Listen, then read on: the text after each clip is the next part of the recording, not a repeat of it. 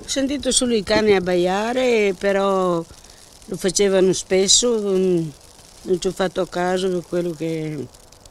Però io non ho visto niente. Ha sentito delle grida però. Sì. Però pensavo che fosse il padrone che litigavano i cani, però dopo quello che è successo ieri sera non so proprio. È ancora incredula la vicina di casa, Massimo Sartori, 49 anni, lo conosceva bene. La vita di quest'uomo è finita nel vialetto della sua abitazione a Pozzonovo, in aperta campagna.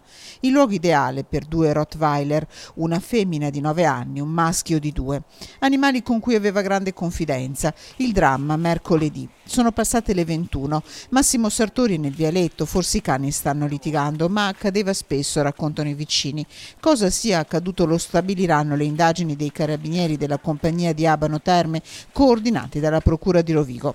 L'uomo potrebbe aver avuto un malore, aver battuto la testa e solo dopo essere stato azzannato dai cani, oppure potrebbero essere stati gli animali ad attaccarlo. Dall'autopsia si attendono le prime risposte. A dare l'allarme la compagna di Massimo, che al rientro in casa lo ha trovato esanime in una pozza di sangue. Sotto shock la donna ha chiamato il 118. Nel casolare sono arrivati anche i carabinieri.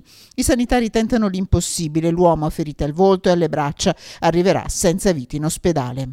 Con i militari nella casa anche 2 operatori cinovigili che conducono i 2 Rottweiler al canile sanitario di Selvazzano. Sì, erano cani sempre chiusi, sempre sussurricento, però facevano paura. Loro ormai dopo avevano preso come una di loro, però non mi avvicinavo mai. Un uomo per bene, Massimo Sartori, lui e la compagna, racconta la donna vicina di casa. Era un ragazzo buono.